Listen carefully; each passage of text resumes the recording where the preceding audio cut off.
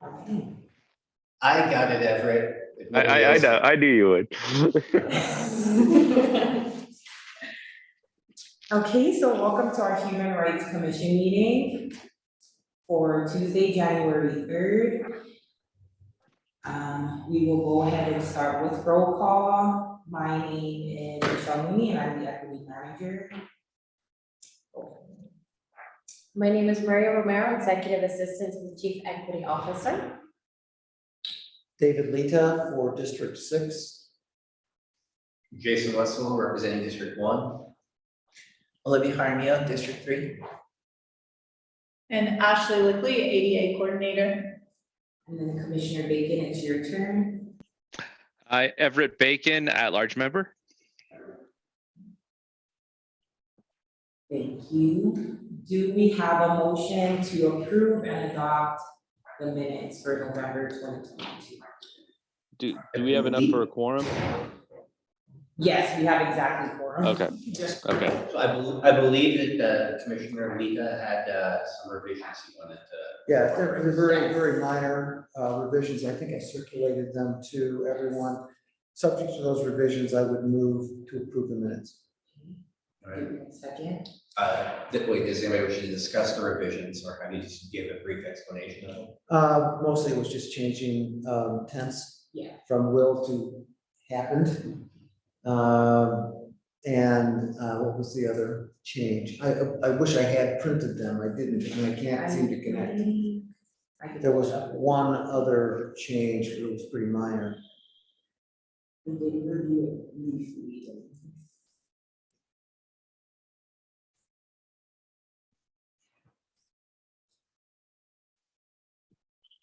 It's just not gonna let me connect. Okay.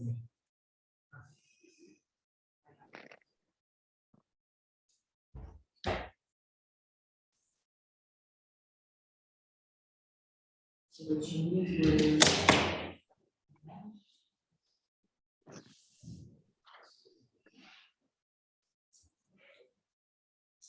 Yeah, so it was tense and adding to the reviews vote on nominees. There has to be a simpler way to say this. Basically, you just added like a phrase, so whatever this line says, that all commissioners present have reviewed Oh, nominations. just added secret ballot. We voted by secret ballot. That was my Yes, change. yes, stating that, and then on another one, like a presentation on the program, or a presentation Yeah, on. that was more of a tense Yes, change. Those are my only changes.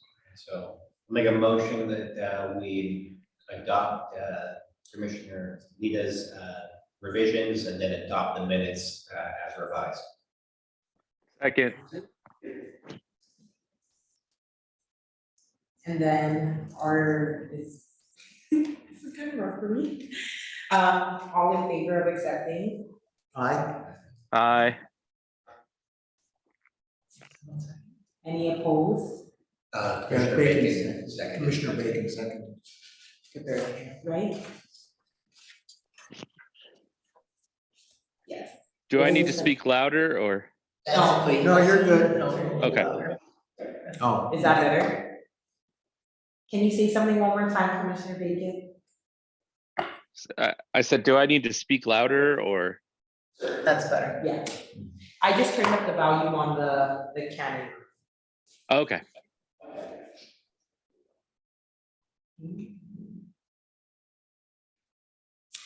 So there's no participants from the public, so there will be no public comment during this time. So we'll move right into Ashley Lickley, our ADA coordinator, who will provide a presentation on accessible meeting guide, on the accessible meeting guide.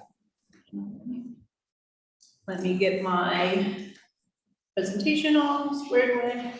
Okay, Everett, can you hear me all right? I hear you great. All right, perfect.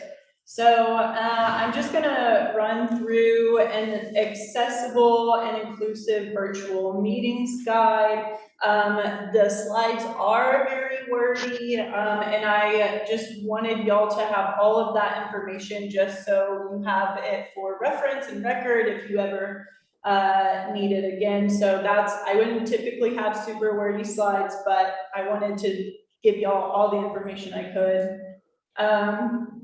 So just thinking about, and this is kind of like anytime maybe you're presenting or you're having presenters come here or whatever that looks like. So I'm gonna do kind of segments before the meeting, during the meeting, and after the meeting, and then answer questions after that. So slide 2, before the meeting documents. So use your layout tools, and I'm gonna read everything on the slide. It says, a good layout shows the order in which the content should be read, how the sections relate to each other. The program you use for your documents already has a great built-in functionality to organize the layout with headings, lists, columns, and everything you could need. Use the formatting functions to make your documents easier to follow, for example, by using subheadings or bullets to break up long sections of text, but not so much that it looks overwhelming. Avoid quick fixes such as adding extra spaces to adjust alignment or using dashes instead of bullets. Such shortcuts may confuse screen readers, whereas using headings and lists correctly will enable them to easily navigate through sections of your content. And any document word processor like Word, PDF, Adobe, those will have these kind of features. And there's also the ability to, you can always Google search for how-to videos or guides or anything if you want to learn more about how to create a good layout for your document. Okay, slide 3, before the meeting, the presentation. So keep it simple, not flashy. Avoid animated slide transitions, auto-scrolling texts or images, and other frills. For people with visual disabilities and screen reader users, these embellishments distract from the message rather than enhancing it. Most importantly, do not use blinking images. 3 or more flashes per second could trigger a seizure. And then within the presentation, use plain language, avoid jargon, include alternate text and captions for graphics and infographics. Oh, and I guess if y'all have any questions, like during this slide, feel free to shout out. Before slide 4. So let me ask this question. Most of these suggestions are just standard suggestions for how to present a PowerPoint presentation. Regardless of who the audience is, but if your audience is blind, how do you communicate a graphic illustration? That's a great question. You would describe the illustration. Everett, is there anything that you would suggest beyond describing the graphic on a slideshow, beyond describing the graphic? Is there anything more than that? No, that's exactly right.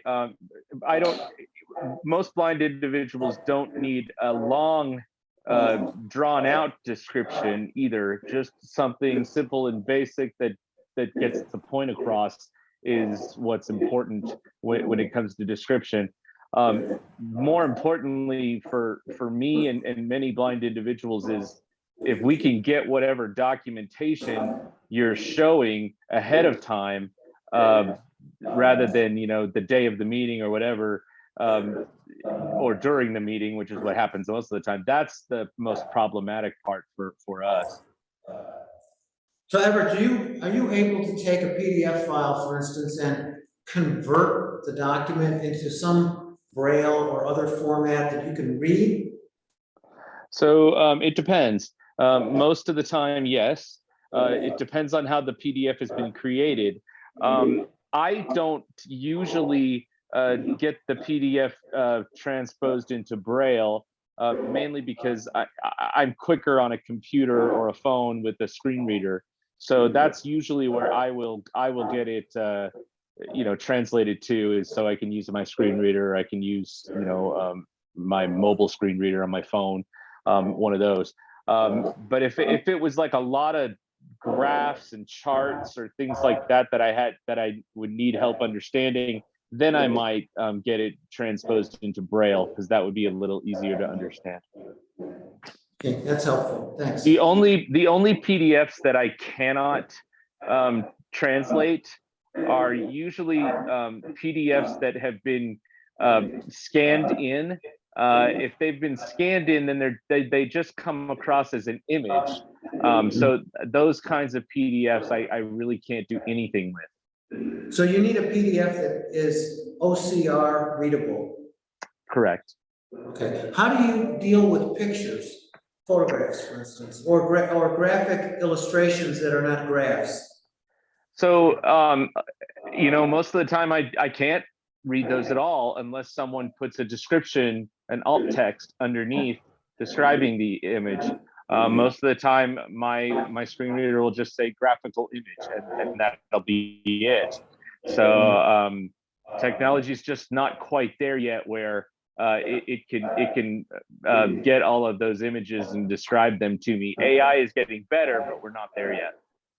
Okay, thanks. Thank you, Everett.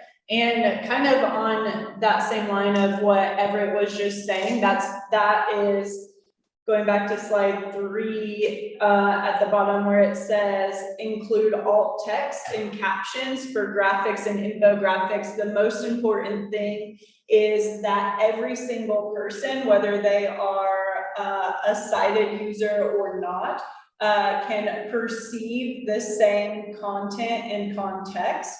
So if an image is giving a lot of like content or context to whatever the text is discussing, then that should be included in the alternate text or the caption, so that way everyone is able to perceive the same information equally. And Ashley, one other thing. A lot of people think that blind people don't like graphics or don't like memes or pictures, and that's really not true. We enjoy them just like anybody else does. And so, I don't mind, a meme or two in a PowerPoint or a picture. I just want it described because I want to enjoy it like everybody else does. yes, thank you so much, Everett. That's exactly, that's what I was going for there, so. Okay, next is before the meeting presentation, slide 4. I think this is slide 4. Use strong color contrast. Make sure the colors you choose for your document's background, text, and links have optimal contrast for users who are colorblind, have other reading difficulties, and just really in general for a good contrast is easier to read and understand regardless of whether a person's colorblind or not. Sometimes certain color combinations can come off as almost like vibrating, depending on what the colors are on top of each other. So that can be distracting for folks who have a learning disability or are limited English proficient. So some of those visual appearances can prohibit people from really getting to read whatever it is, the material that you're putting out there. And a color contrast ratio of 4.5 to 1 for text and background, and a color contrast ratio of 3 to 1 for headings and backgrounds is recommended. And so if you're ever wanting to check on color contrast for anything that you ever create, you can use either WebAIM contrast checker or Adobe Color to test color contrast. And those tools will explain more about what that is and also help you make sure that your ratio is passing. And then before the meeting materials, slide 5, just like Everett already said, distribute all materials ahead of time.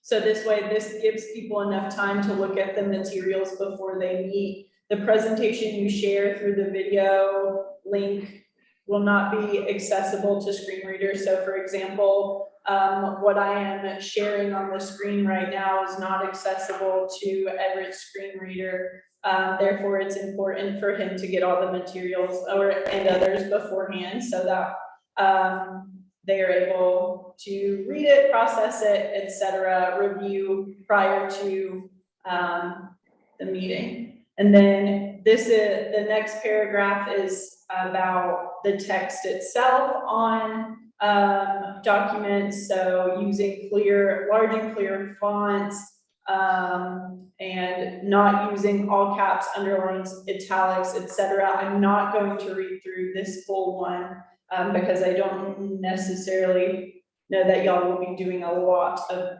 that, but okay, during the meeting, so this is slide 6. Use sign language interpreters and captions when possible. So this one would be applicable to y'all. To add captions, live captioning known as CART is always best, but there are AI-powered services that connect into video conferencing programs. So using Zoom, there is a live captioning feature that is built into Zoom, so that can be utilized. It's not perfect because it is AI, but that is a service that is available. And then Otter AI is also another captioning service that is available. During the meeting, slide 7, keep chat to a minimum. The chat feature in a video conference may seem like a great way to comment without interrupting the speaker, but it can be very disruptive for people using a screen reader. Everett, do you want to comment on that at all? Give any insight on the chat function? Yeah, so this is interesting because it's got, you have to remember that I'm listening to the computer talk at the same time I'm listening to the speaker. And so what happens when you're putting a lot of messages in the chat, it's taking away from my ability to concentrate on what the speaker is doing.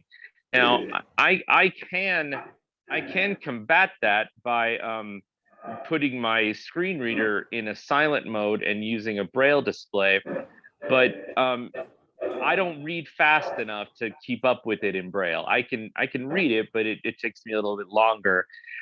Some blind individuals who have been reading Braille a lot longer, you know, from birth, or they've really practiced it and made it a communication tool for them, they can do that a lot better than I can. But it just depends on the individual. And I would err on the side of what Ashley is saying, is just keep the chat as minimal as possible. And we realize some chat needs to happen. And so, you know, I don't want it to be totally, you know, gone or anything like that. So Everett, this is Jason. Commissioner Wessel, I guess we have to be formal. Wanted to just ask a quick question, because I've noticed in some of these larger virtual meetings that take place where we have 40 or 50 participants going on, like with the Salt Lake Valley Commission in homelessness, the chat feature is used for supplemental information, so it doesn't bog up the communications with the presenters speaking. Since there's so many people on the list who are silenced, is there pros or cons to that in your experience? Because that's basically the only way that silenced participants have to communicate. Yeah, it's just a hard, I don't have an answer for you, Jason. I wish I did. I can tell you that the more chatting that goes on, I'll end up just disabling the chat feature on my end. So the hard part there is if there's important information that I was supposed to get or need, I wouldn't be getting to because I disabled it so I could listen to the speaker, if that makes sense. Okay, I think that's something that we're going to need to brainstorm on then, a workaround or an accommodation, because I don't see that going away now that we've kind of mainstreamed Zoom meetings and WebEx meetings, that we're going to start having bigger and bigger meetings, and I just don't see how, if you have most participants being silenced, the chat feature can be minimized. Or minimal chat, because that's where people will drop in their contact information or more information or supplemental information, so I don't know, yeah, let's think about it and try to come up with something. Yeah, and these are, you know, these are not hard and fast rules that Ashley's putting out. These are recommendations. You know, I realize that accommodations have to be made for everyone, not just me. So. No, I agree. It's a problem I think we're gonna see more and more of, so let's have, you know, you arguably an expert on the topic, maybe start thinking about it, and you might come up with some good recommendations. Sure. Thank you, Everett. Yeah, and something kind of when you're talking about like sharing information and stuff like that, like contact information, something to consider is trying to do so at the beginning or end of a presenter or speaker's things, that kind of having that time, that chat time specifically for some of that. Obviously, the chatter of those who are muted, that is something to consider. Thank you so much for bringing that up, Commissioner. All right, slide 8, during the meeting, follow etiquette and speak clearly. So this is one of the things, using the hands up, raise hand feature whenever possible. And only do so when you're acknowledged, to not interrupt, say who you are. And you did a great job of that. You just did that by acknowledging this is Jason right away. So that's awesome. Thank you. I'm so glad that's a norm already in this commission. That's great. Speak slowly, enunciate clearly, get to the point. Pause for a beat or two between sentences to allow time for translators and captions to catch up. Video conferencing has made it easier to apply meeting protocols by muting everyone. So just know how to use that system. Okay, slide 9. During the meeting, use headphones and mic if possible. We have mics. Using a headset with built-in microphone will make it easier to hear what you're saying and to create captions. It also prevents feedback loops. It filters out background noise. Record and share meetings. Also review the AI captions and make edits before sharing. I know in a lot of the videos that I've edited before, there are a lot of words that I don't enunciate well, so the captions on those words are totally wrong, and my message is not being conveyed the way I'd like it to. So that is a consideration when you're posting a video or sharing a video of a meeting or anything like that with captions. Okay, summary. I think the first bullet point on the summary, I think y'all have been doing such an awesome job already of asking people what they want, like having this kind of conversation with Everett and anyone else. This is exactly the purpose of this, is to start conversation. It's not an end all be all. Make all communication clear and to the point. Use technology that's there to help. Share material before and after, and be considerate and open to feedback. So that's the end of my presentation. So I just wanted to take a second to see if anyone had any questions, or if there's anything else that I can provide a little bit of clarification on, or anything like that. So this is Commissioner Rita, and I don't want this question to sound inappropriate, but I'm going to ask it directly. All right. Do you think it's appropriate or inappropriate if, when conducting a virtual meeting where there are many participants, to ask in advance with the start of the meeting whether any of the participants are visually impaired or have any auditory impairments, so that everyone who participates in the discussion is aware of that and can conduct themselves during the meeting in a way that it's accommodating to the people having the meeting or participating that may have those impairments? Yeah, you can definitely ask ahead of time if anyone needs accommodations. You can also set norms. So if you as the event organizer know that you have someone who, for example, is blind coming to a meeting, something I always do is I give my presenters, anyone who's going to be presenting, these norms ahead of time so they can go ahead and provide us with the material. And so I think even doing that within a meeting, asking either at the start of the meeting if you haven't already asked beforehand, asking folks if they need accommodations, and then also potentially creating norms around those accommodations and can be helpful. I don't know if anyone else has any suggestions. Say the polite This is- thing is, oh, sorry, go ahead. This is Everett. So one thing we have to remember too, David, is blindness, especially, and other disabilities as well, face this. But blindness is a definitely a hard thing for some people to admit that they have. It definitely is a disability that's many people, especially if they've experienced it later in life, they struggle with admitting it, and so they won't say anything, even if you did ask at the beginning of the meeting. So and then some blind individuals, they want to, they want to be treated as equally as possible, and they don't want any more unnecessary or undue attention brought to them. So they would rather not, that question not be asked all the time. So it's a catch-22 type of situation that you kind of fall into. So I like Ashley's idea of trying to, counteract that by having norms set in place where you're, just instructing your presenters on that, these types of situations that and these types of guidelines that she's given.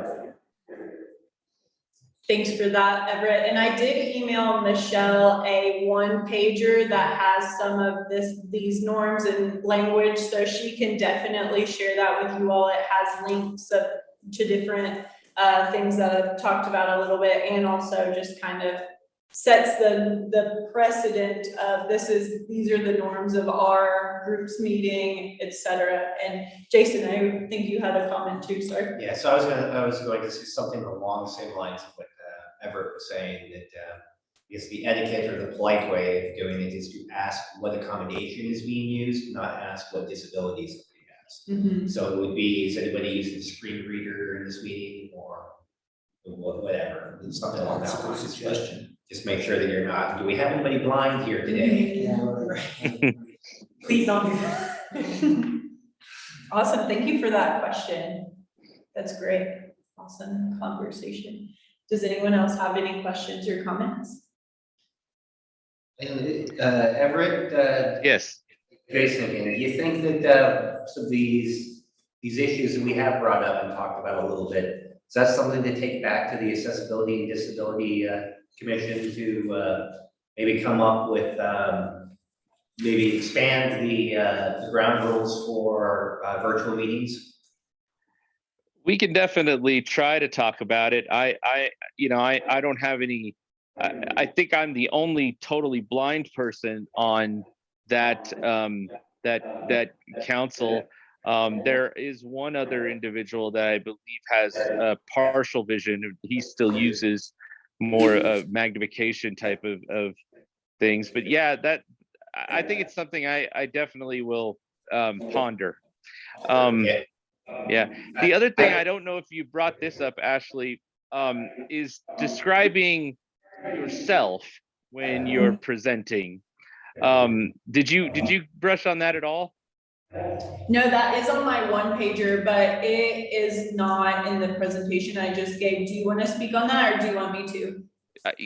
Yeah, I'd like to speak on it because it's a real point of contention in the blind community. I don't know if you if you recently saw Kamala Harris, Vice President Kamala Harris on in October, she started off a meeting with a description of herself, and she took a lot of members of the Republican Party kind of jumped all over her on social media, and the reason is it's an interesting dilemma. I think the hard part, the thing that I like to remember, is that some blind individuals really want to know what people are wearing fashion-wise and what people are look like, and you know, I appreciate it so much when I find out there is somebody of a different ethnicity, race,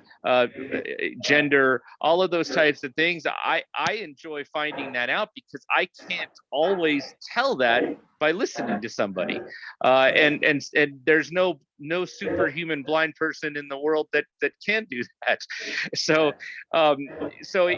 it's interesting. So I think that the norm, or the thing that many of us have been saying, is a brief description is really helpful, that points out you know, things like race, gender, ethnicity, things like that, rather than maybe a whole description of the background of your screen or what room you're in and all of that. Because we realize that those kinds of descriptions, if you have everyone doing it, it can just really bog down a meeting. And so you want to get something brief and to the point across, and then move forward with the meeting.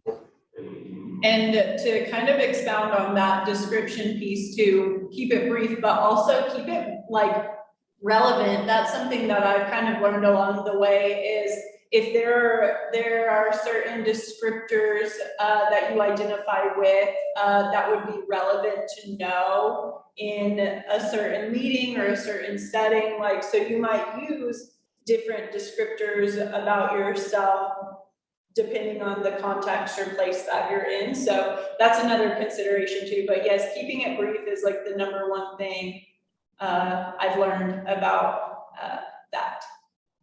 Yeah. Thank you, Everett. All right, anything else from me? It is past my time, I think, 6:04. Thank y'all so much for having me. Hey, Ashley. Yes. This is Everett. Do you have the end of year report? Can you quickly share that? Yes, absolutely. I will pull that document up here in a second. Let me get that all queued up for you. And that's perfect timing, because we will go into your section, Commissioner Bacon, with the ADC update. All right, thank you, everyone. So I'm going to briefly go over this report. It is posted on the Accessibility and Disability Commission website page, isn't it, Ashley? I believe it's supposed to be posted there. And this end of year report was also turned into the Salt Lake City Chamber, and as well as to Mayor Mendenhall. But just to go over a few really relevant items that I think, you know, we want to point out to all of you. So the commission was formed in May, was approved in May by the Salt Lake City Council, and so we did not have our first official meeting until June of 2022. At that meeting, we talked about some of the goals that we wanted to focus on, and then we put in place where we would have elections at the meeting in July. And in July, I was elected chair, and Amy Carmen was elected vice chair. Then we focused on some items that we think are important. Like, you'll notice there, every disability related issue is pointed out there, and different individuals are tasked with kind of looking over those disability issues and what we're focusing on. So, like, for instance, I'm working on issues related to audio description, related to visual interpretation, and then and also maybe accessible signs and traffic signals. And then, but another individual might be focused on sidewalk and snow removal, sidewalk repair, things that can affect individuals that happen to use a wheelchair. Then other issues might be like folks that we have that are deaf and hard of hearing wanted to focus on closed captioning issues that are needed or that are being faced with regards to in public spaces. So they're all broken down there on that report, and we talk about each of those issues on each of our meetings, and we have reports from Salt Lake City employees and departments that will affect those different issues. So it's been a really good group and good commission that has been working very hard at focusing on different items, and we have an outstanding representative in the mayor's office in Ashley Lickley, who is invaluable to all of us, and we all are so appreciative of the hard work she does on our behalf. Thank you, Everett. And I can send out this report to the commission too. Did you want? I think I have it. Perfect. You have Yes, it. I should have it. And then just one clarification, we members were appointed in April and we had our first meeting in May. So just one month back, but thank you. That's awesome. And Everett, does that kind of complete your update? Yes, it does. I told you I was going to be brief and catch us back up. Yes. Thank you, Ashley and Everett, for that update. Okay, so if we can, this is Jason again, if we can back up then to kind of the previous conversation, I would recommend that the Accessibility and Disability Commission then take up something like city meetings, because everything gets put out on WebEx now, so that might be a good next year topic for you guys to tackle, will be how to be most effective at accommodation for WebEx meetings, city council meetings, mayor addresses to the public, that kind of stuff. Like that could be a high profile task for you guys to take on. This is Ashley, I absolutely agree with you. And I have already advocated for that a lot.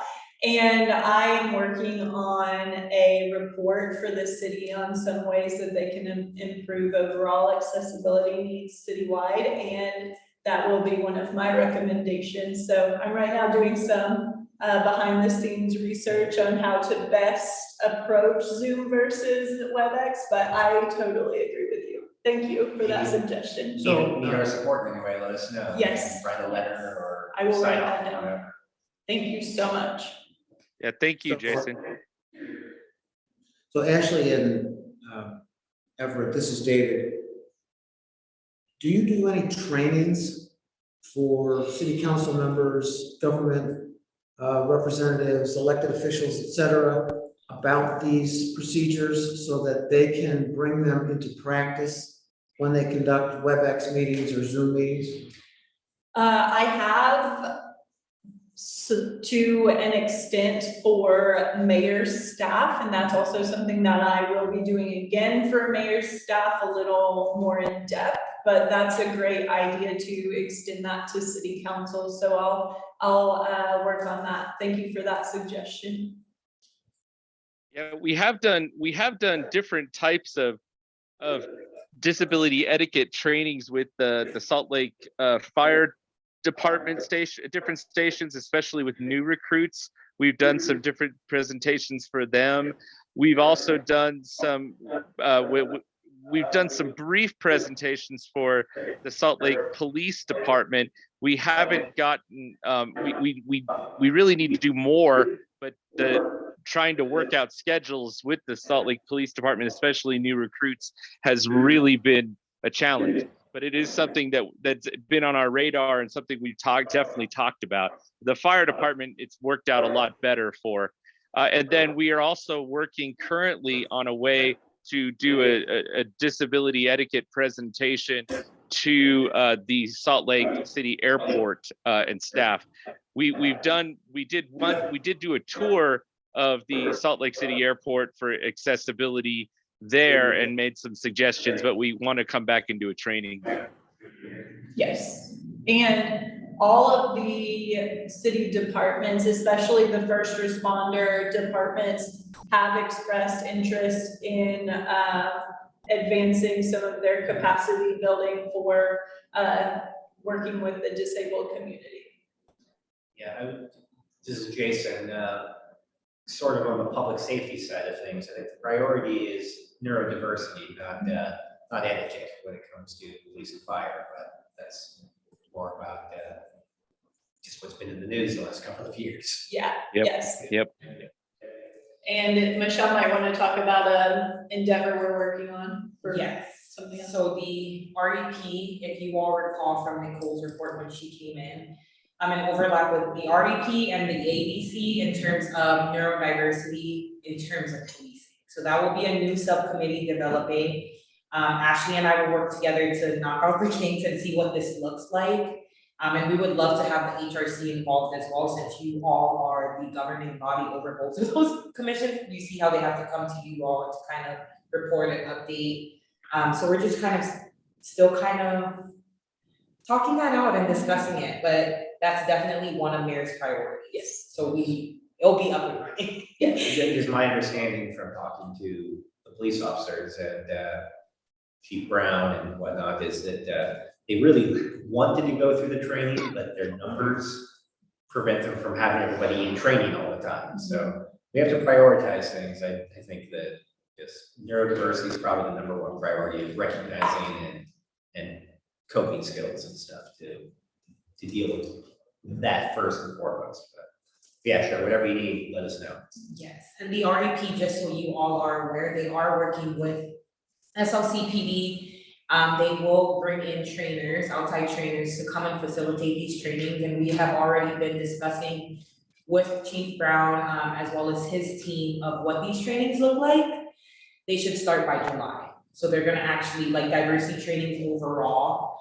They're still talking to their facilitators about that, or the people who came and presented about that, and I haven't got an update, but I will keep you all in the loop too.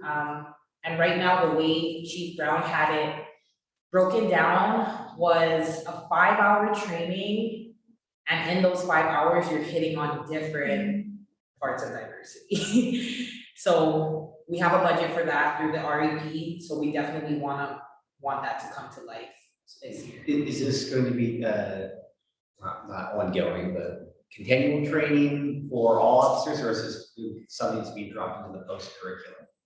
So my understanding is, that's why they're starting it in July, because that's when they all have their annual training. And with that, the consultants they do bring in to do these trainings will be facilitating those trainings that many times. I think it's 20 times to reach every single officer. So they are thinking about all of that. Every officer will have it. It's not just a certain group or anything like that.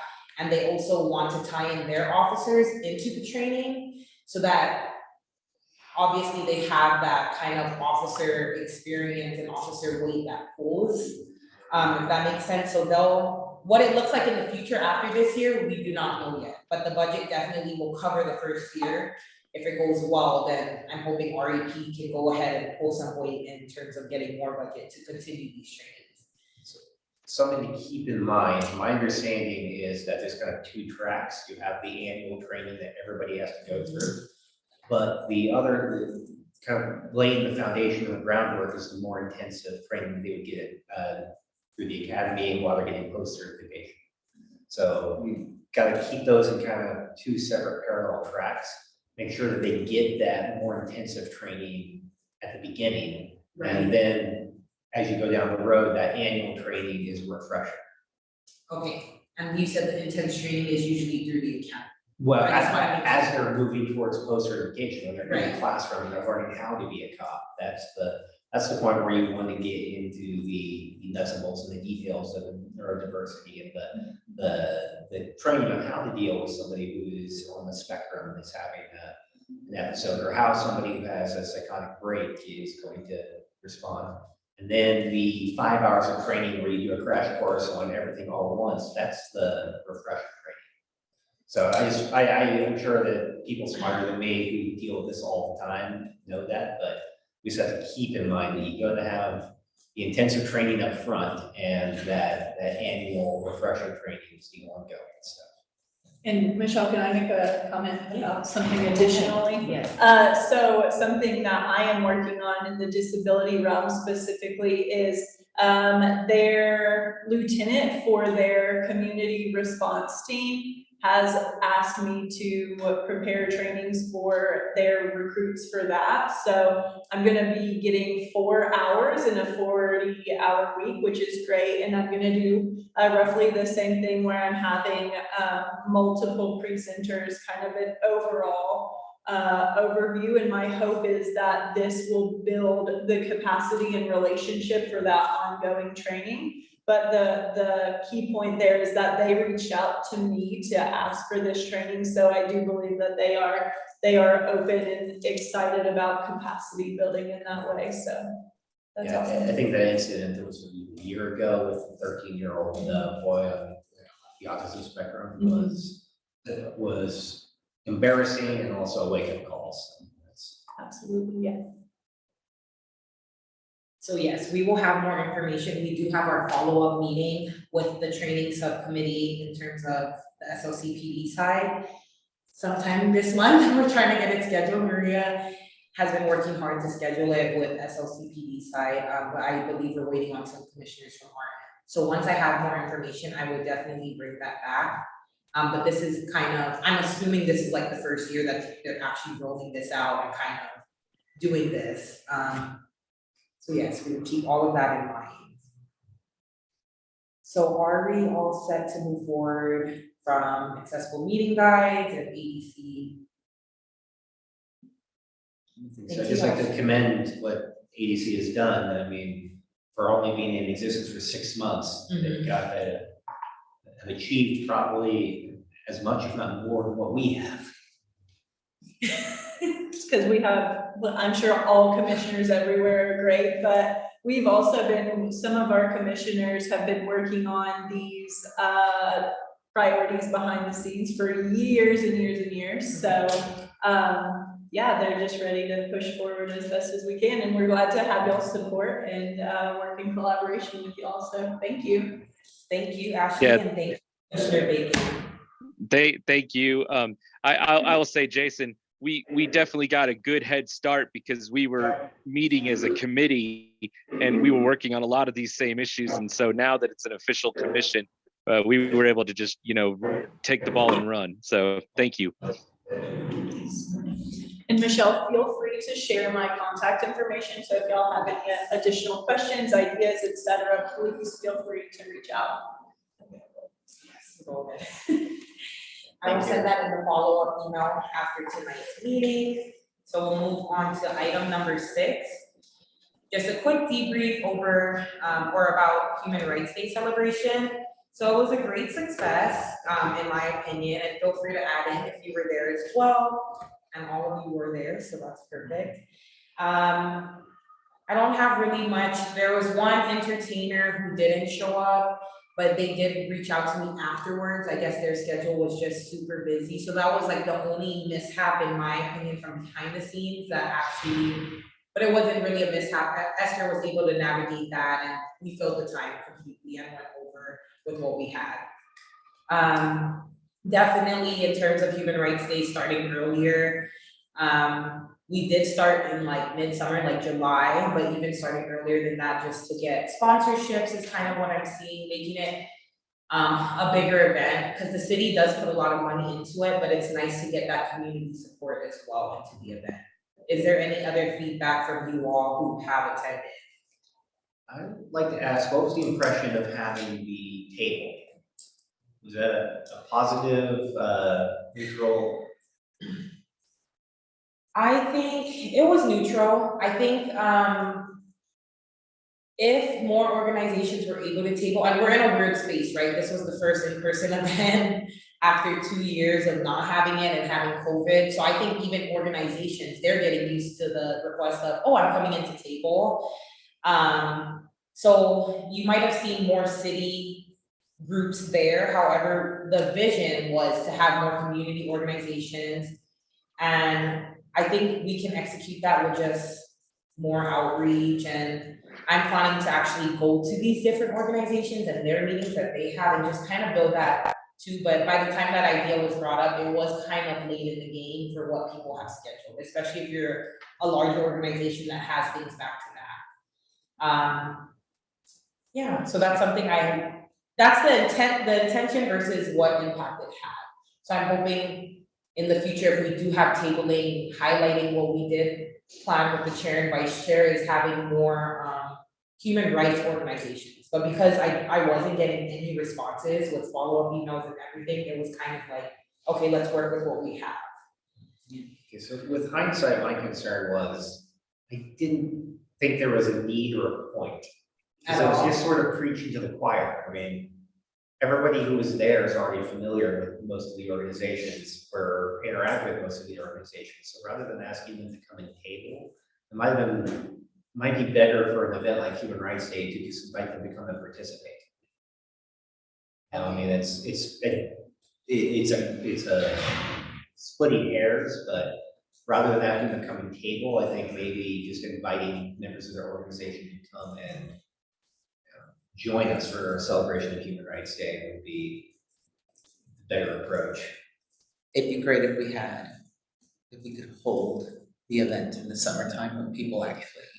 We'll get to do it on Human Rights Day. More than like, exactly, yeah. I know, I think If- that's what it is. I mean, that would be great, and I think tabling then would be beneficial. Otherwise, I don't. Do we have any kind of roster of who attended? So that we could, because my impression, which probably is wrong, is that most of the people who attended were supporters of the awardees. Oh, That's what it felt. that's very And there true. weren't that many people of the communities that just showed up. Like any. Yeah. I think that's. And so it, in a way, it didn't fulfill its goal, which was to showcase to the community these award winners. And maybe we need to do better outreach to get more people there. So I agree. I think next year, I mean, that while that space is beautiful and it's great the city has access to it. A few years ago, when we did it at Glendale Middle School in the auditorium, there was so much room and there was a lot more ability to add capacity. So I think we might just have to go to a middle school or something like that where we don't have limitations on the number of invitations that can be sent out. Was there better participation then? But yeah, that was when Moana and forgetting who all was involved in the planning, when they really kind of took the ball and ran with it. It was a huge event with lots of different entertainment interspersed throughout the thing, and it thought really successful. That was the one the year right before COVID, or 2 years before COVID. It all kind of runs together, but I think that if we want to have more capacity, we're going to have a larger space. And I agree, and to touch base on the outreach, our outreach measures were probably like this. We have a community partners list that has over 200 organizations on it, and it was going out to them consistently. Maria helped with assisting that part. We have a newsletter that goes out, so that was our way of reaching the community. And that was done pretty often for how much time we want to give someone. Like at least we started 3 or 4 months. Like we didn't want to start too early, but we were.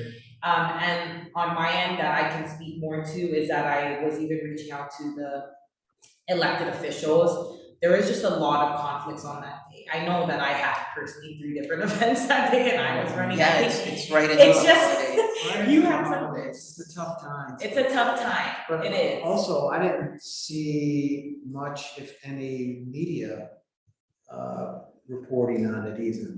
No, public radio spots, no TV spots, nothing. That should be easier this next one. Yes. Because despite what lots of the people who spoke, doing their quick Google search of Human Rights Day, this next year is the 75th anniversary.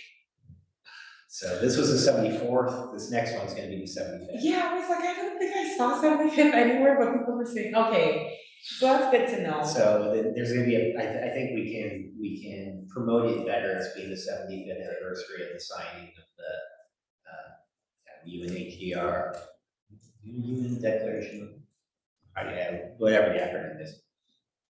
But yeah, the 75th anniversary, probably a larger space. I think we reached out to the community organizations, human rights organizations, and not asked them to come and table at the event, but we asked them to send representatives to participate. Thank you for summing that up for me. I'm writing all these notes, I so think that was a perfect. And that way it's we're not asking you to come and work the event. Right. Because you're networking with people who are already well aware of the issue of human rights. So it's more, if you want to send 2 people from your board, or you want to send people from your, volunteers from your organization to come and celebrate Human Rights Day with us. Right. I think that might get more participation from them, and Another thing is celebrating not in the evening, because even though 6 o'clock is still early, Yeah. it's late, it's winter time, so I think celebrating earlier will get people, public up there. And this year, and Jason, maybe you can add more of your insight on this, but how has it, so this year's on a Sunday, so has it ever been not celebrated on Human Rights every year? because COVID's kind of been dropped right in the middle of it, we took 2 or 3 years off, it's not a normal. It's not like I said, we've had this one, we did one at the Sorensen Center before, that was about the same size, about the same level of participation. I don't think we had table for that one, but the people that we gave the awards to were pretty prestigious and brought their own crowd. Okay, that's what I thought. That was the judge, the Japanese American judge who been in the internment camp. I think so. I think celebrating, if it's on a Sunday, celebrating Saturday evening or the day before, I think that's fine. I think it would be fine, it's the weekend and you would get much more engagement on a Saturday, early Then- afternoon, Okay, than Sunday. I think that's something to discuss as we start doing the planning of the actual event, and we can look and see what else is scheduled on that weekend. Yeah. Because you're running the same problem of everybody. Ideally, Saturday. it would be best to do it during the week. 'Cause people put events on. They don't wanna go on weekends. I agree with you. So we did December one- was a ghost town period. And December is hard, that time frame is hard. So So we did one of the Pacific Island Heritage School off of Railroad Road.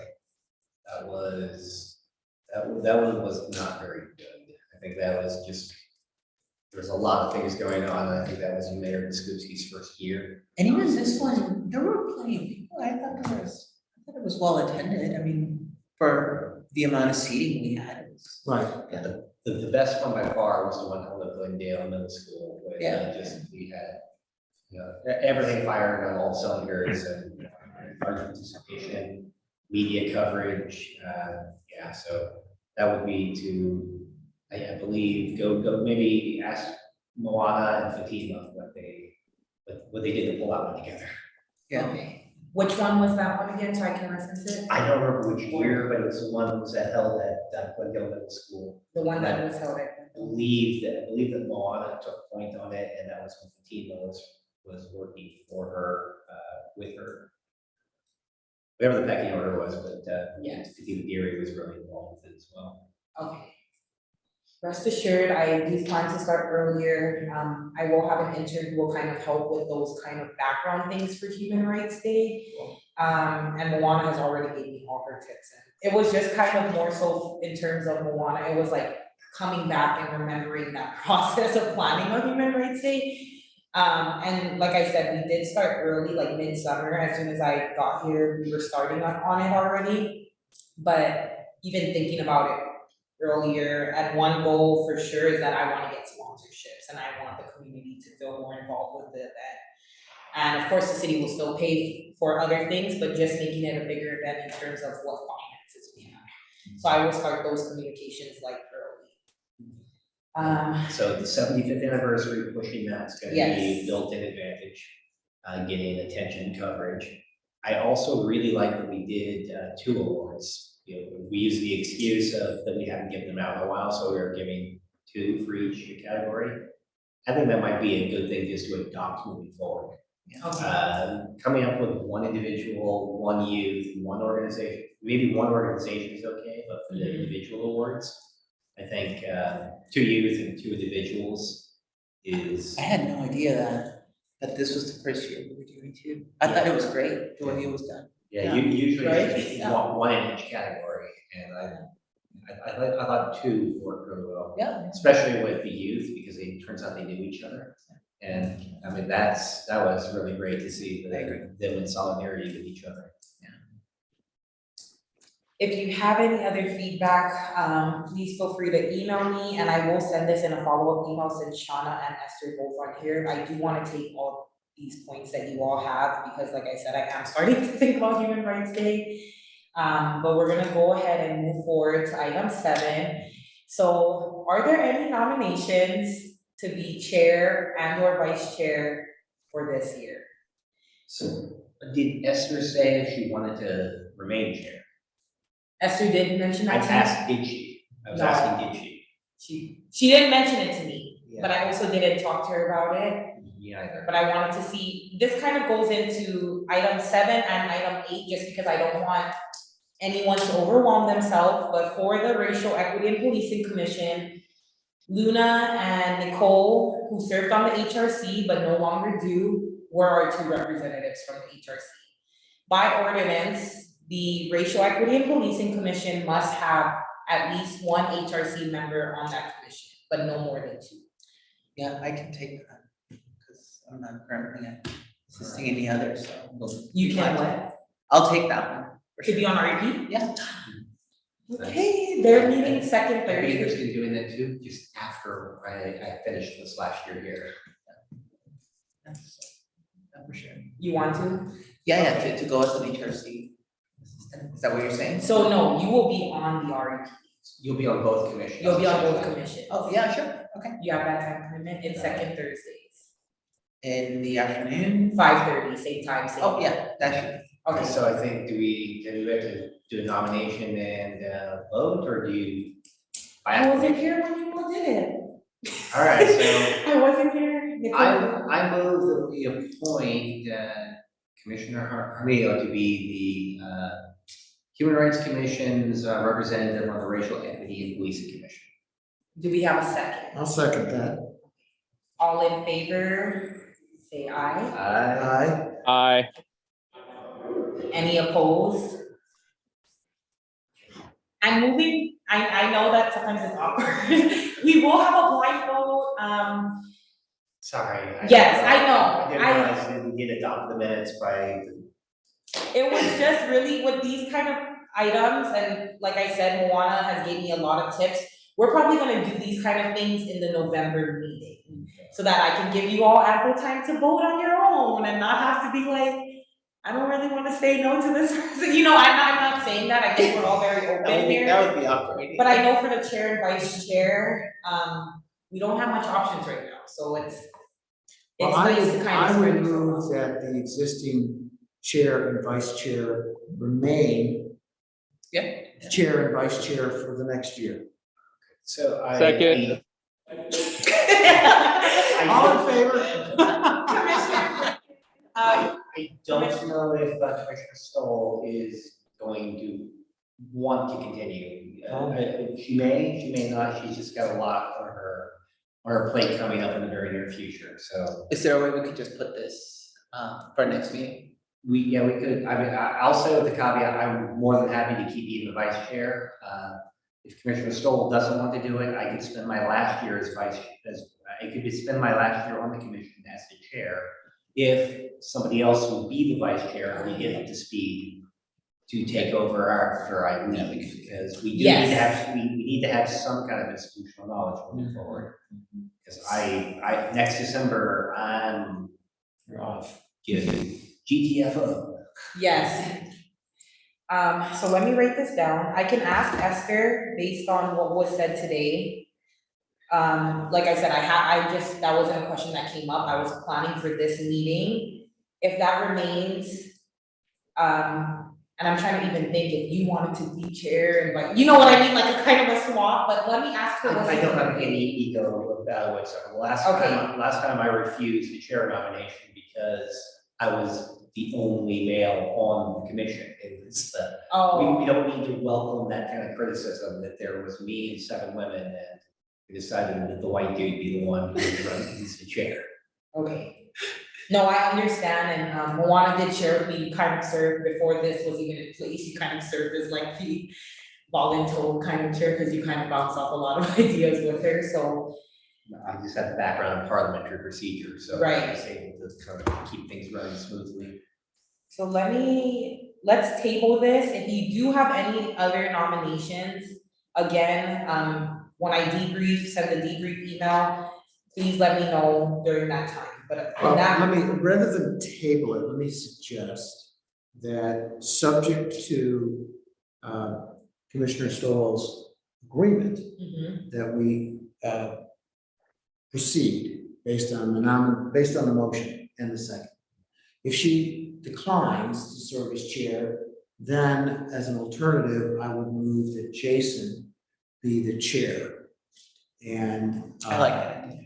My concern is though that I don't want her to feel pressured into doing something that she doesn't have the time. do you know that she doesn't want to do it? I don't know if she does or does not. I just don't want to say that we have a motion that would have you remain the chair if she's applying to law school right now. Don't know if that's a secret or not. Oh, I didn't know. And if So that would be applying now for September. September. So she would still, well, when was she gonna hear? She'd probably hear in April or May. And then, I'm assuming she already did LSAT. she's taken all the I'm LSATs. assuming She must have.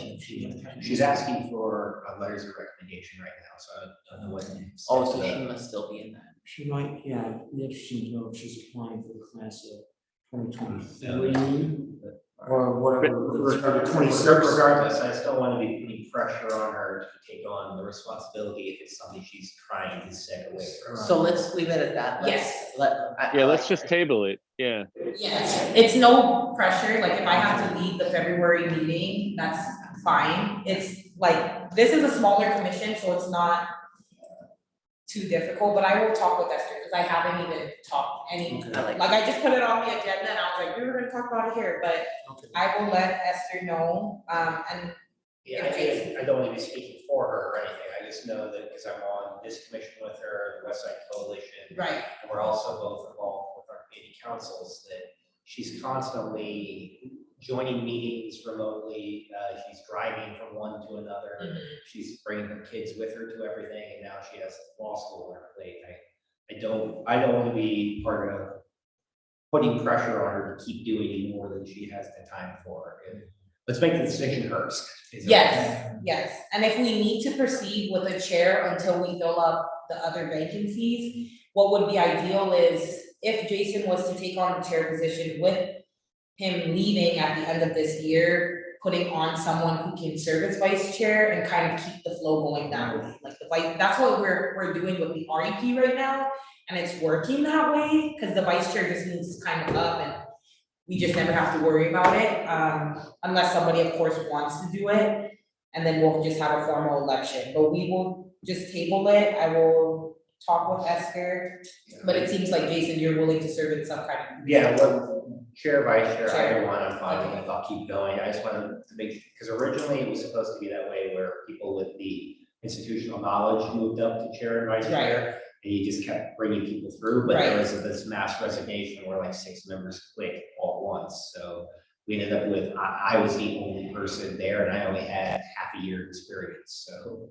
Okay. That's where we're at now, is that now I'm the one with all the experience, but at the time, it was a big mess, so we had to rebuild all of that kind of institutional knowledge, so. I would like to have where there's somebody involved, maybe a second vice chair, if Esther stays chair and I stay vice chair. If we could get a second vice chair, that would make everybody in leadership pretty much. But if there's somebody who's still gonna be here for a few years, that is starting to get some leadership training on how the meetings happen and we're not. It can be even in panels like this. So yes, that's basically it. Just so you all kind of have an idea of what the chair and vice chair do, we do meet bi-weekly more or less, sometimes meeting, it's kind of as needed, but it's primarily their role is to kind of see the agenda. So I already come to those meetings with the agenda made, and then they have to say if they want to add more, like other things in it, if anything needs to be amended. It's kind of more like a working group, but you do have that role, and then at the end, you get to write a message and then the year report. But pretty much, would you add anything else, Jason? That's pretty much how our meetings kind of went. It was like, do you have anything with And this? Or if something comes up that's time sensitive, it's gonna happen before the next Right. public meeting happens, so you gotta move quickly on it, we'll be involved with that as well. Right, and they do get to support any new additions to this commission as well, which is another big thing. We have to look at all your resumes and realize how overqualified you are and how underqualified we are. Yeah. So that's pretty much Hey, it, so. This is Everett. I noticed that we have 3 openings on our commission. What are the status of getting those positions filled? So the status is, from our last chair and vice chair meeting, out of it was 3 or 4 applications I brought forth to them. There was, I guess, a yes for 1, which was Will, who attends these meetings, and so the steps with District 4, that should be confirmed by the next meeting. I'm putting it out there. It should be confirmed by the next meeting. I did have to prioritize the REP in terms of getting all of those applications, resumes, and letter of supports done, just because they were gonna lose so many members and be under quorum, in terms of just where they were at. However, right now it's looking promising for District 4, but we do have at-large open as well as District 5 open. So if you have any nominations, please let me know as well. We looked at a couple of applications. One of them was incomplete. The young man who has attended our meetings and said he was interested to put his application forward, and we definitely approved that one. I think we were waiting on information for a third one where I wasn't sure if they were in the district or not. Yes, and I did get one resume. What we needed was the applications. I think it may be something with Salesforce because it keeps happening. The application is just weird to the point where it's not asking the right question. So if you don't provide us your resume, we really don't have anything to go off of except for that application. And if you all can recall when you applied, it's weird. I don't like the questions they ask. I don't think it relates necessarily to one commission or the other. I think it's just so general. So to get an idea of these individuals, it was kind of hard. So that's something that we do. And then we do want to consider different backgrounds as well, because this is the Human Rights Commission. We want to make sure we're capturing different perspectives as best as we can.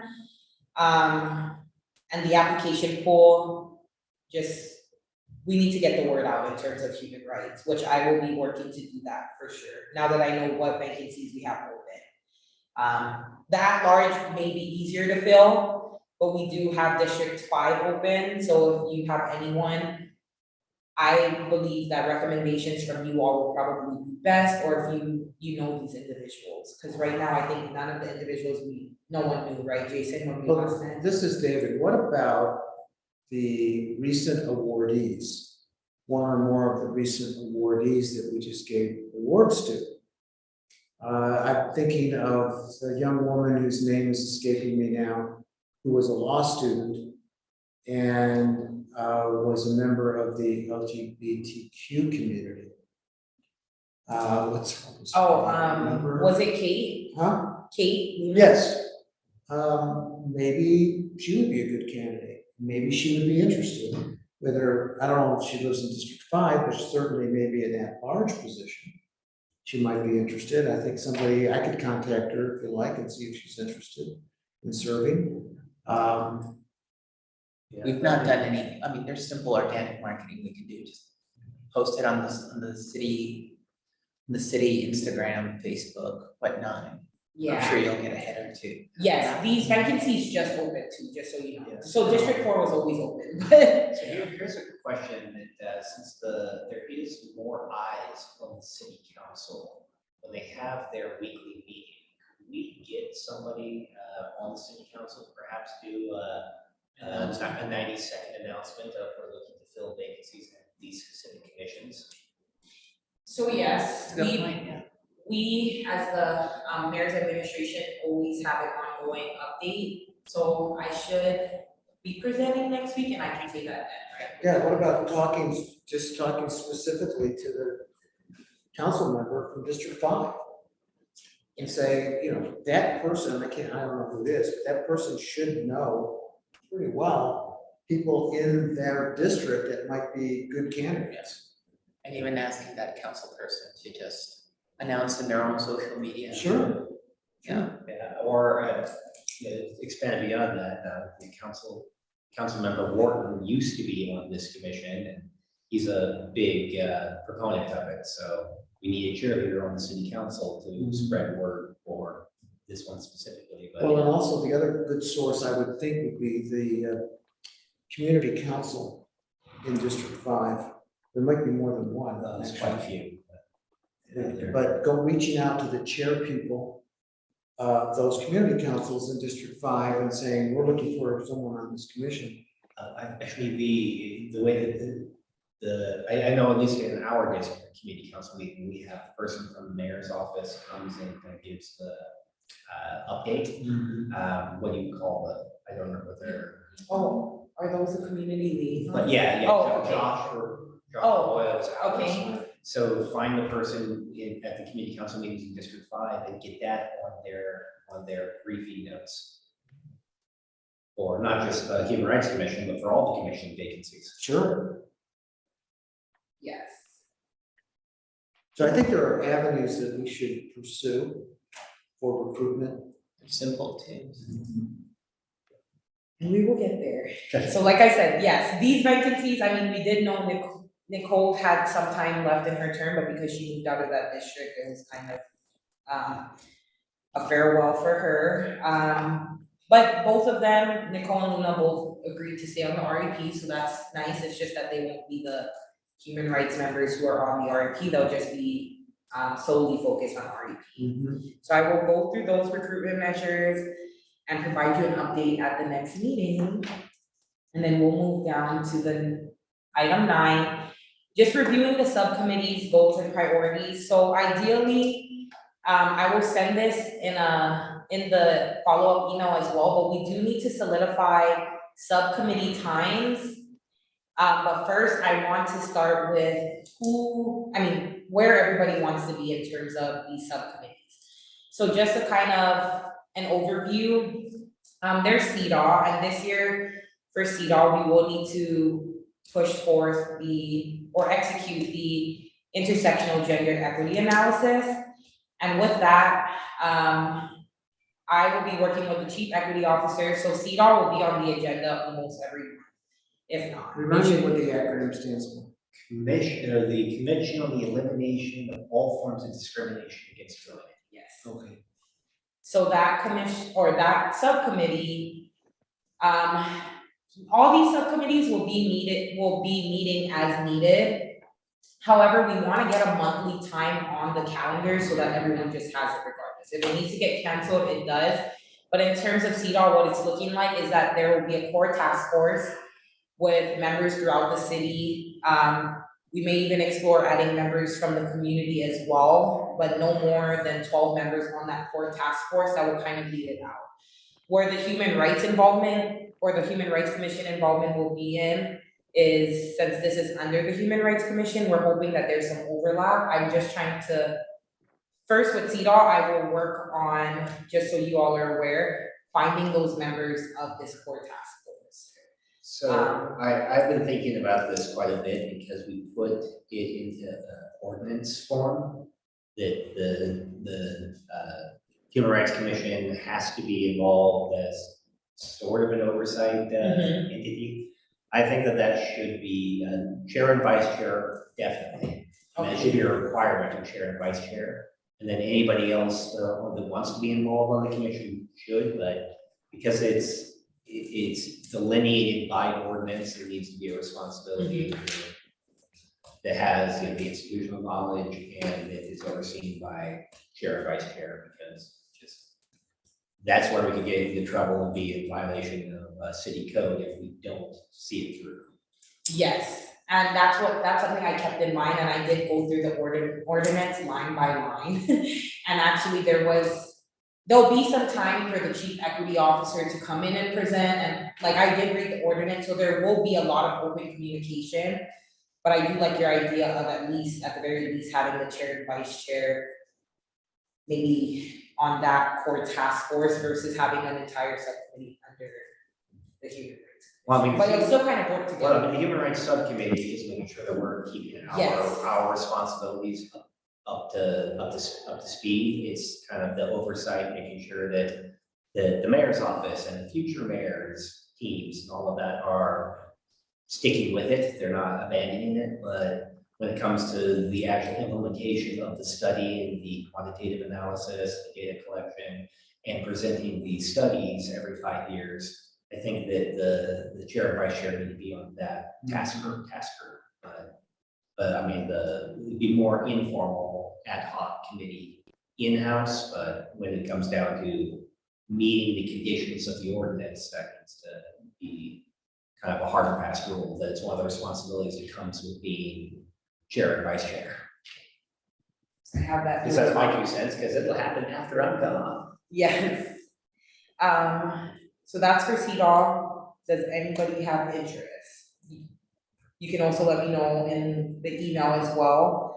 But I kind of just want to get, what is everyone's kind of interest? So the subcommittees besides CEDAW would be homelessness, gentrification, refugees and new Americans, and we'll be exploring the children and youth advocacy. Well, I'm willing, this is David, I'm willing to be a member of the Committee on Homelessness. Currently, I'm pretty much the only one doing anything with it, and it's more just passively participating in the Salt Lake Valley Commission in Homelessness, various working groups and meetings, just trying to passively collect information. But if you want to take over and head up that subcommittee because of your background and expertise in it, I would love to have you take lead and just, you know, let me follow, because I realized how big that topic is. Or can we work together? Yeah, I mean, we can't, but like I said, that if we need to have a point person who's chairing the subcommittee, I would defer to you. Okay. Yeah, with your active involvement with 4th Street Clinic and all of that, you're more plugged into that topic than I am. Okay. I have that noted down. And what were the other choices? We have gentrification, refugees and new Americans, and children/youth advocacy. Oh, I- who do we currently I'm in- have who do we currently have doing refugees, new Americans? Sean, Yes. so we have somebody on. She, I will follow up. she's been working on it. It was her and Commissioner Benuri together. But I don't know, it seemed like it was a competition of who could step back and let the other one take lead first. So I'm not sure the status of what's going on with that, but Commissioner Benuri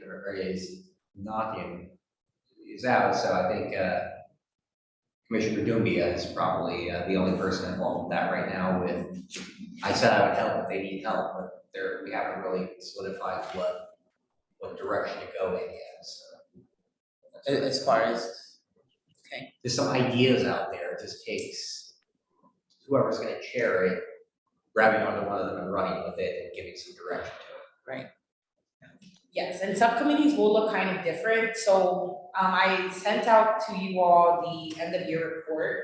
The best way to understand these subcommittees and what we need to prioritize throughout this year will be in that report. It was very outlined, specifically per subcommittee as well as in general. But just because we're close to time and I do wanna make sure we end on time, I will send this out. Everyone just kind of let me know, but for subcommittees, I can tell you for sure, since I will need to be working with the chief equity officer, probably CEDAW right now will be like the biggest priority of this year is getting out that intersectional gender equity analysis, because that's where it starts. So I have a big role in that, and this will be something discussed, and I'll bring in kind of the individuals throughout the last year who spoke on these different topics to come in, but the subcommittees, we envision it to be as meeting as needed versus like a monthly basis. And based on kind of the energy here now, I feel like it's probably gonna be like, we'll get in groups as it's needed, is kind of what I'm feeling. I believe that Esther, Chair Stoll, is the driving force behind the Children and Youth Advocacy Subcommittee. That was the one she really emphasized and wanted to be, wanted us to ramp up, so we haven't started much with that yet. The gentrification, that is one that's opaque to me. I don't know. who was taking that apart? It was Evis, am I saying it right? Evis. But their term ended because they moved as well, so. Yeah. Do we have their notes or anything that they left behind in regards to this? She was the U of U's point person involved with that big study that. Oh, the thriving in place? Yeah, Thriving Oh, Place wow. was basically, she was the academic side of it, and then Thriving in Place, they had a really long acronym to begin with, but the public-private cooperation on the Thriving in Place study was that driving force. I think that now that that is done, we might be able to ramp down the gentrification subcommittee. That's what I was thinking too, because the only. Yeah. The only point in the end of year report for that, for gentrification, it was the only one that said to evaluate the driving in place study. So we might have to maybe for this year, prioritize the children and youth since that's developing, but gentrification, if you all recall from our last meeting as well, where they did come in and spoke about the thriving in place study, they were basically asking us to go on their website and review what they had and provide. So that was pretty much the only thing in the end of the year. Website that wasn't up and running yet. I know. So that's a good point, and I will note it here for myself. Maybe that's just something. Unless somebody has a intimate knowledge of the topic of gentrification and its intersection with human rights, I mean, we don't know what we don't know, and we've lost the person who was a professor in that topic. So, And maybe the new people who get confirmed onto this commission maybe might have interest, but we will leave it there till we. I mean, it's a topic of concern, but it's also one of those things where I don't know what direction we want to take it in or where to begin learning enough about it to. Yeah, we would need this, we would need somebody who does know what they're doing. Yes. An SME, really, so. Yes. Yeah. I agree. So we'll move on to the last item for the evening. Wait a minute, what about refugees and new Americans? Sean. This is David, Sean's gonna do that? Well, more than, Commissioner Dumbia is one of the Yes. ones who founded that Okay. subcommittee. Are hoping that now that in our end of year report, there are some bullet points and goals for next year. It's yes, just gonna require some, hopefully her taking hold of it and, moving forward with it, but it was deprioritized, I think, because they were just getting it up and running, so. when she's able to participate, let's see what she has to say about it. Yeah, as far as CDOM, just put me down for whatever you all need for that, for sure. So,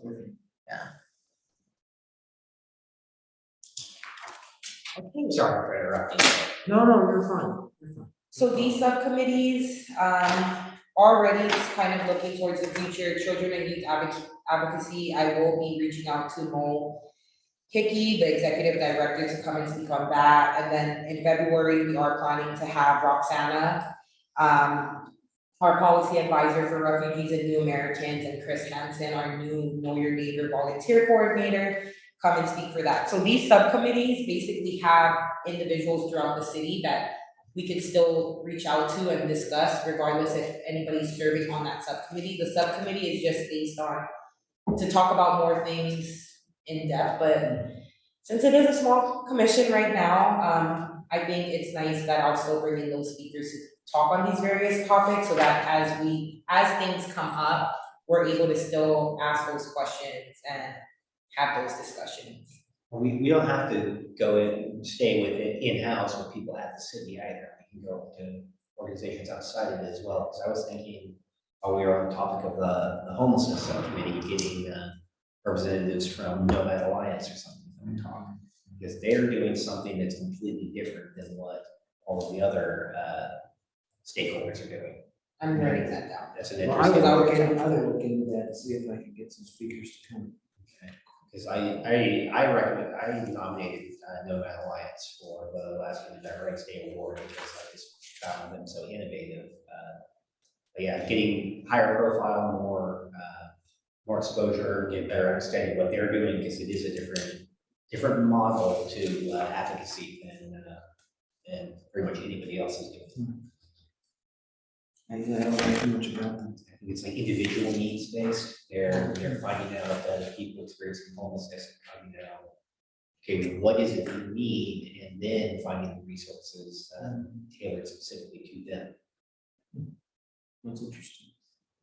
And actually, Jason or Commissioner Wessel, you do bring up a good point. If you do have any organizations that relate to these subcommittees that you would like me to reach out to, please let me know. That's why I will get set up with Voices for Utah Children because Esther expressed that interest that, hey, we should have this person come and speak. So the agendas are kind of course, I come with topics that we need to discuss, but also it's a mutual relationship. So just let me know if you want a certain group to come that can really speak on one of these topics. So item 10, discussion and dialogue about human rights around the world. Do we have any topics that we want to discuss today? A lot, but we're kind of pressed for time. The big one for me was the Israel has sworn in the most extreme right-wing government they ever had in their history. And the coalition that they founded, essentially one of the ways they got into power has, let me see, I got it here somewhere. Likud made an alliance with the ultra-Orthodox United Torah Judaism Party. And one of their top priorities is to amend the anti-discrimination law in Israel, get rid of it basically. So one of the few legal protections that they have for the Arab Palestinian minority in Israel, they're about to strip that out of law. And that's just on top of the ongoing issues with civil and human rights that have been plaguing the region for decades. So they're moving away from equality and human rights rather than being more inclusive. Nicely.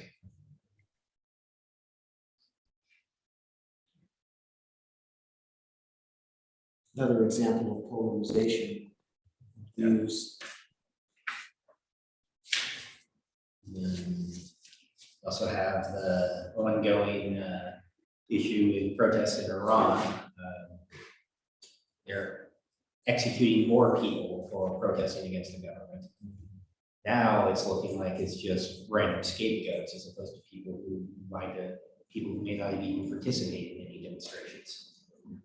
Well, there's something similar going on, although probably not as public in China.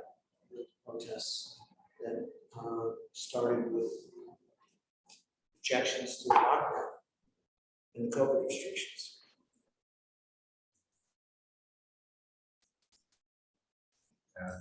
And the ongoing war in Ukraine, Well, yeah, that's. purposely targeting civilian infrastructure.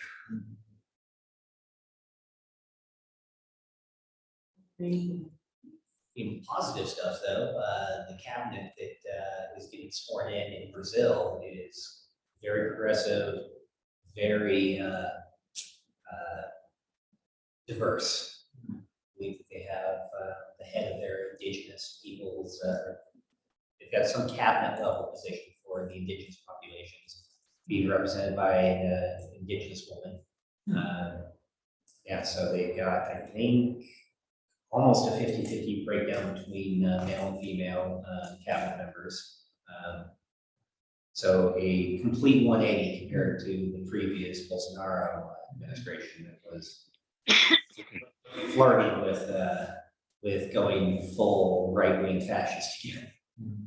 Well, and again, on a positive note, there seems to be more awareness of Native American rights and more discussion about Native American populations and their what happened during the era of trying to acculturate Native Americans to a white view of what they should be. I heard a report on NPR driving in today about Native American education and how it is really important for Native Americans to both identify with their own culture and their own history, as well as appreciating and learning the what I would call Western or white Anglo approach to things, and trying to bridge that gap and looking for role models in education that they can identify with. They were interviewing an instructor at a university, I've forgotten the name of the university, who makes a habit of dressing in Native American clothing every day she goes to class to teach students, many of whom are Native Americans. So I thought that was pretty interesting and positive. Separate from this, once we adjourn, let me tell you about I was reading about the new approach to the study of history of the Native peoples, about redefining it. It's very interesting to me, but it would take about half an hour to talk about here. So are all of these dates of our meetings on the calendar? Have you sent out calendar invites for all of these dates? I need to update it, but I wanted to wait till this meeting first because there will be a lot of confusion. If something happens and you don't notice, it may look like this meeting was canceled, so I will figure that out in the next 2 weeks. However, the dates on this is the accurate date. Those are the dates. So you can mark those dates down. Election day is the first Tuesday in November, so we will be pushing our meeting back to the 14th. And then everything else should be the same for the most part. Okay. It's the mayoral year, right, for Salt Lake City? Yeah, it's gonna be brutal. It's gonna be Have a interesting. motion to adjourn. Here comes All Rocky. right, so Yes. motion to adjourn. I second. All in favor? Aye. Any opposed? Okay. Thank you. Thank Yeah. you all. Thank you, for- everyone. Thank you all. That was fun.